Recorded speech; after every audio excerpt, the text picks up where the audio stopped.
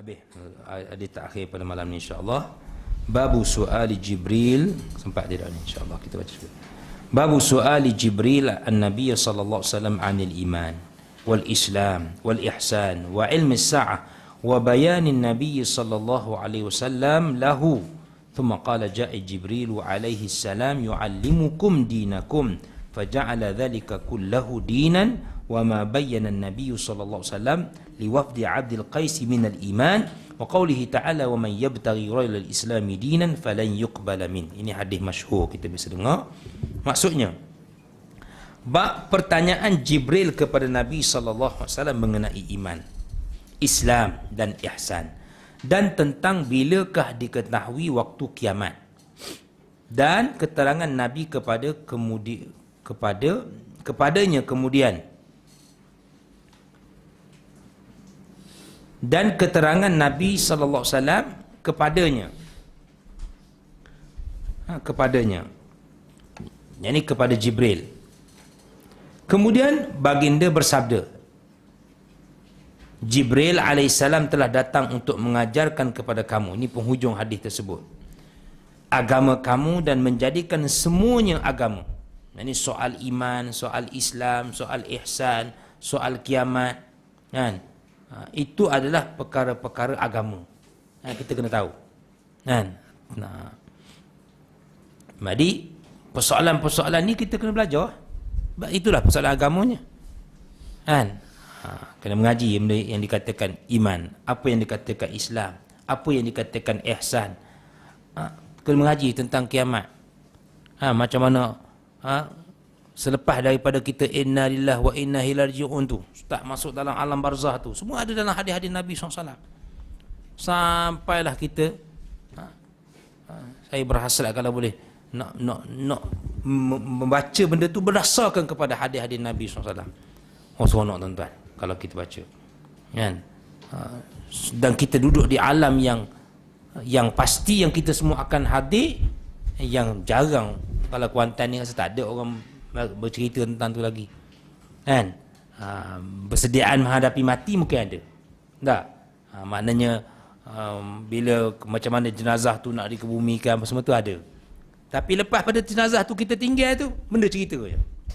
Semua ada dalam hadis, kan? Ada hadis, tapi jarang orang nak cerita benda tu. Sedangkan kita kena tahu juga tu, itu perjalanan sebenar kita. Lagi lama daripada dunia ni, tak? Lagi lama, itu perjalanan sebenar.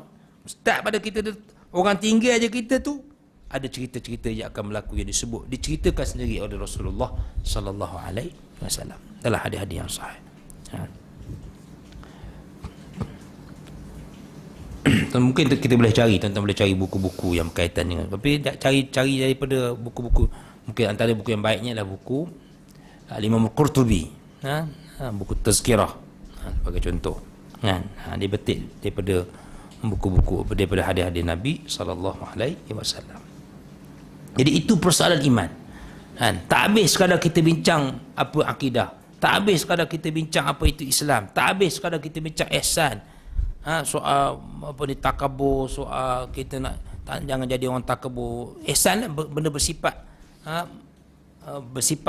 yang nak menjadikan kita orang ikhlas. Tak habis kita kena bincang juga tentang kiamat ni, tentang lepas mati ni, kan? Itu dia. Barulah yang dikatakan sempurnanya persoalan keagamaan yang kita bincang. Juga keterangan Nabi sallallahu alaihi wasallam kepada rombongan Abdul Qais mengenai iman, juga mengenai firman Allah Ta'ala, dan sesiapa yang mencari agama selain agama Islam, maka tidak akan diterima daripadanya. Wa man yabtaghi ghairal islami dinan, siapa yang memilih mencari selain daripada agama Islam sebagai cara hidup dia, cara berfikir dia, cara berpakaian dia, cara berhibur dia, cara bersukan dia, cara berbudaya, cara bekerja, cara berniaga, kan? Semua tu ada dalam Islam. Tiba-tiba dipilih cara lain, maka tidak akan diterima daripadanya. Allah tak terima, kan? Dan dia pada hari akhirat kelak daripada orang-orang yang rugi-rugi je lah, kan? Jadi kita ni kalau nak bekerja, bagaimana kita nak bekerja cara Islam? Kalau kita nak bersukan, macam mana bersukan cara Islam, kan? Nak berbudaya, macam mana nak berbudaya cara Islam? Nak berpolitik, macam mana nak berpolitik cara Islam? Kan? Kita nak apa lagi? Hidup kita ni semua berpakaian, bersukan, nak bermelancong, melancong cara Islam. Kan? Ada boleh. Macam mana pelancongan cara Islam? Kan? Sekali pun alhamdulillah dah ada pakej-pakej Islamik. Kan? Bagus. Kan? Bukan kita kata tak salah, nak pergi mana? Pergilah. Pulau Mabul, pulau apa? Pergi. Kan?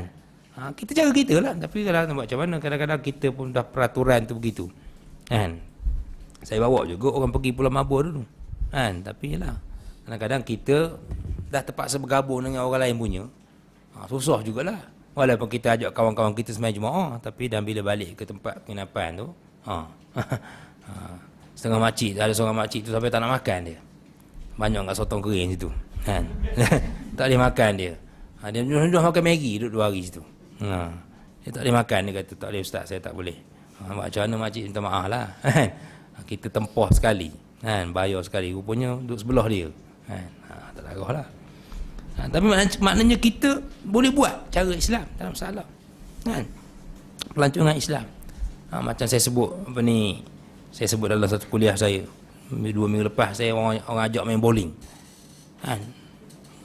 Pergilah juga kan. Orang suruh kita pakai jubah-jubah pun kata ustaz pakai jubah pun tak apa, dia kata. Tak, saya pakai jubah ni kata. Tak pakai tak apa. Main. Saya duk fikir, duk tengok hak tu main tu semua orang Islam lah ke?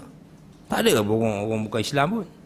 Macam mana dia nak buat main bowling ni supaya hak mari tu kan waktu semayang terjaga. Tak. Benda yang dia pasang waktu suasana bukan payah benda pun nak bagi jari Islamik tu. Kan? Bukanlah waktu kita habis 6.30 tu nak maghrib pukul 6.50, pasukan kedua pula masuk. Bila nak semayang ni weh? Itu je sebenarnya, Kan? Pergi bowling ke, pergi berenang ke, benda lagi. Nah, tak salah. Tapi macam mana nak jadikan benda tu kan Islamik? Kan? Islamik. Bukan nak berjudi pula masa tu, main golf ke, main golf. Kan? Apa salah? Kan? Tapi orang perempuan nak main-main lah. Kan? Tutup aurat. Nak baling bola tu kan pasal saya sampai hari ni sakit lagi ni. Benda 2 minggu lah. Benda tak biasa main tapi hari ni betul, bukan itu sungguh sekarang sakit lagi. Perempuan pergilah pakai tu, tak ada masalah, main lah kan. Anak-anak main tak ada masalah. Tapi itulah bagaimana suasana tu kita nak jadikan suasana Islami. Saya sebut dalam kuliah, saya sebut dalam bukan nak ceritakan. Bukan kata bila ustaz tak boleh main bowling ni, bila Tok Imam tak boleh. Tak, main boleh, kita nak main juga. Tapi tolong buat suasana yang ikut Islam lah. Kan? Hormati waktu semayang, kan? Pastikan maknanya tak ada unsur-unsur nak berjudi tu. Tak. Itu pertandingan-pertandingan yang maknanya ada pertaruhan, tak payahlah. Kan? Kita nak jadikan sebagai permainan keluarga, tak apa, tak ada masalah. Kan? Daripada main takraw, main tu, main bowling pula. Kan? Sama je. Kan? Cuma je dia tempat tu kena sewa. Tak apalah, sewa lah. Kan? Kalau main takraw tak ada kena sewa. Kan? Allahu Akbar. Jadi itu dia yang dikatakan cara hidup Islam, cara bersukan, cara apa semua. Dan dia pada hari akhirat kelak daripada orang yang kalau kita tak ikut cara hidup Islam, maka rugilah. Habis duit pergi melancong, habis duit main, habis duit berniaga saja ya. Kan? Bila mana tak dihiraukan soal-soal asas dalam Islam tadi. Musaddad telah menyampaikan kepada kami katanya. Qala haddatsana Musaddad, kita dah baca tadi. Belum lagi. Qala haddatsana Musaddad, qala haddatsana Ismail. Boleh ke lagi? Habiskan ni ya. Ibnu Ibrahim akhbarana Abu Hayyan At-Taimi an Abi Zur'ah an Abi Hurairah qala kana Nabi sallallahu alaihi wasallam baridan yawman lin-nas fa'atahu Jibril faqala mal iman qala al-imanu an tu'mina billah wa malaikatihi wa biqaihi wa rusulihi wa tu'mina bil ba'thi qala mal islam qala al-islamu an ta'budallaha wa la tusyrika bih wa tuqimas salah wa tu'addiyaz zakata al-mafruḍah wa tasuma Ramadan qala mal ihsan qala an ta'budallaha ka'annaka tarah fa in lam takun tarah fa innahu yarak qala mata sa'ah qala mal mas'ulu anha bi'alama minas sa'il wa sa'ukhbiruka an asyratiha idza waladatil amanatu rabbaha wa idza tatawala ru'atul ibilil buhmi fil bunyan fi khamsin la ya'lamuhunna illa Allah. Thumma tala an-nabiy sallallahu alaihi wasallam innallaha 'indahu ilmu as-sa'ah al-ayah. Summa adbara faqala rudduh falam yarau syai'an faqala hadha Jibril jaa yu'allimun nasa dinahum qala Abu Abdillah ja'ala dhalika kullahu minal iman. Maksudnya Musaddad telah menyampaikan kepada kami. Hadis ini dah pernah kita baca sebelum ni tapi ini dalam konteks istinbat yang lain daripada Al-Imam Al-Bukhari. Musaddad telah menyampaikan kepada kami, katanya Ismail bin Ibrahim telah menyampaikan kepada kami, katanya Abu Hayyan At-Taimi telah mengkhabarkan kepada kami daripada Abu Zur'ah daripada Abu Hurairah, katanya pada suatu hari Nabi SAW muncul kepada orang ramai, lalu datang Jibril menemuinya dan bertanya apakah iman. Kalau dalam riwayat yang lain tu datang Jibril datang seperti seorang lelaki datang duduk dekat Nabi kan. Itu sebenarnya dia riwayat bil makna. Bila riwayat bil makna tu berbagai beza sikit lah, tapi sebenarnya kisah yang sama, cerita yang sama. Barizan ni Nabi agak maknanya terzahir sikit antara para sahabat. Memanglah tinggi sikit, lepas tu tak ada masalah. Orang yang kuliah ceramah dia tinggi sikit kan. Itu maknanya barizan tu. Barizan yauman linnas tu. Maknanya dia terzahir sikit. Dia antara muncul kepada orang ramai. Dia terjemah situ muncul. Tapi lebih tepat je dia macam barizan ni terzahir, maknanya dia agak tinggi sikit supaya orang nampak lah, orang nampak kepada Nabi sallallahu alaihi wasallam. Sini dia terjemah hari Nabi muncul kepada orang ramai. Dia sedikit kurang tepat lah kan. Lalu datang Jibril menemuinya dan bertanya apakah iman. Sebab tu sahabat boleh tengok. Kalau riwayat lain tu dia duduk depan Nabi, pegang paha Nabi kan, fa akhadha fakhizai ala fakhizai, duduk depan Nabi, datang-datang tu kan. Jadi sahabat boleh nampak suasana tu sebab Nabi tinggi sikit dengan sahabat ketika itu. Jawab baginda, iman ialah engkau percaya kepada Allah, kepada malaikatnya, kepada pertemuan dengannya dan kepada rasul-rasulnya, juga engkau beriman kepada kebangkitan. Dia bertanya lagi, apakah Islam? Sebab tu kita kata riwayat bil makna ni. Maknanya kalau dalam riwayat lain ada yang tanya apa Islam tu dulu. Ini tanya iman dulu. Jawab baginda, Islam ialah engkau menyembah Allah dan tidak mempersekutukannya. Engkau mendirikan solat, menunaikan zakat yang wajib dan berpuasa pada bulan Ramadan. Dia bertanya lagi, apakah ihsan? Jawab baginda, ihsan ialah engkau menyembah Allah seolah-olah engkau melihatnya. Dan jika engkau tidak melihatnya, maka sesungguhnya yakinlah Allah itu melihat engkau. Ini kita kena, itu mana ihsan. Mana buat semata-mata kerana Allah lah. Semata-mata mencari mardatillah, keredaan daripada Allah Subhanahu wa taala. Kena rasa Allah sentiasa memperhatikan apa yang kita lakukan. Allah tu hampir dengan kita. Allah tu sentiasa mengawasi segala apa yang kita lakukan. Dia bertanya lagi, bilakah hari kiamat? Jawab baginda, orang yang ditanya mengenai kiamat itu bukankah lebih tahu daripada orang yang bertanya?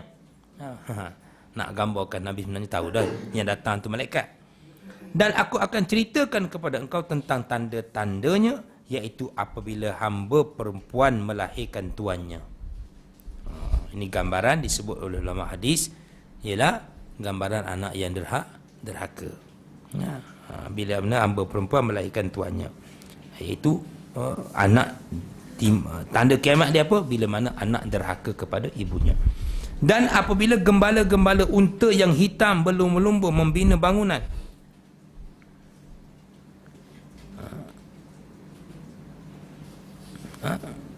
Itu gambaran apa?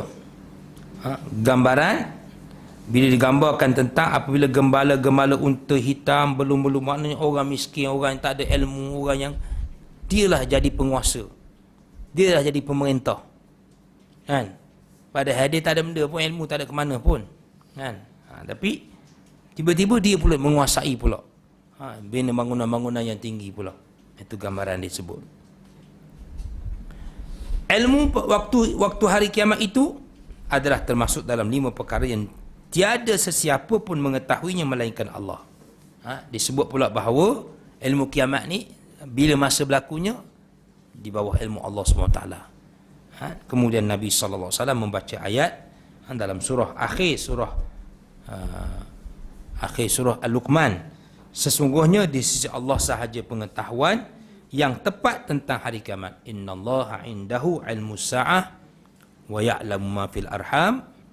Apa lagi? Wa ma tadri nafsun bi ayyi ardi wa ma tadri nafsun wa ma. Berarti ada 5 perkara tu, saya tak ingat pula hadis tu. Ayat tu. Innallaha indahu ilmus sa'ah wa ya'lamu ma fil arham. Lagi? Tadi apa? Wa yunazzilul ghais. Wa yunazzilul wa ya'lamu ma fil arham wa ma tadri nafsun madza taksibu ghadan wa ma tadri nafsun bi ayyi ardin tamut. 5 perkara. Allah SWT hanya tahu, hanya Allah saja yang tahu tentang bila kiamat. Hanya Allah saja yang tahu di mana hujan akan turun. Hanya Allah yang tahu apa ada dalam kandungan ibu. Hanya Allah yang tahu apa yang kamu akan lakukan selepas daripada ni. Kita memang rancanglah lepas ni nak balik. Tapi rupanya tak sampai rumah dulu. Singgah minum air dulu. Dan hanya Allah yang tahu di mana kamu akan mati. Itu 5 perkara hanya pada ilmu Allah SWT. Kemudian lelaki itu berundur, dari situ lalu baginda bersabda, kembalikan orang itu ke sini. Tetapi mereka tidak melihat sesuatu pun. Lalu baginda bersabda, itulah Jibril. Maknanya Nabi tak panggil balik semula, tengok tak ada dah. Lalu ada riwayat kata bukan hari itu Nabi sebut, ada yang kata lepas 3 hari. Ada dalam riwayat menyebut lepas 3 hari baru Nabi tanya, tahu tak siapa datang tu? Barulah bila sahabat jawab, Allah wa Rasuluhu alam. Lalu Nabi kata, itulah Jibril yang mengajar manusia tentang agama, yang datang kepada kamu untuk mengajar kamu tentang agama kamu. Ujar Abu Abdullah, ia jadikan semuanya itu daripada iman. Dan hujung tu yang ada kaitan dengan bab kita yang kita sebut ni ialah Imam Bukhari masukkan hadis ni nak gambarkan semua persoalan tadi itu adalah persoalan iman. Ihsan pun tentang iman, Islam pun iman, cerita bab kiamat pun iman. Itu sebenarnya. Betul dia kata, ujar Abu Abdullah, ia jadikan semuanya itu daripada iman. Sebab itulah dibawa hadis ni tentang pertanyaan Jibril alaihissalam kepada Nabi SAW ini. Semua perkara-perkara itu dah termasuk dalam persoalan keimanan kepada Allah Subhanahu wa ta'ala. Wallahu a'lam. Kita berhenti setakat tu. Yang baik itu daripada Allah SWT, yang buruk itu kelemahan hadisnya. Qul qouli hadza wa astaghfirullah li wa lakum. Wassalamualaikum warahmatullahi wabarakatuh.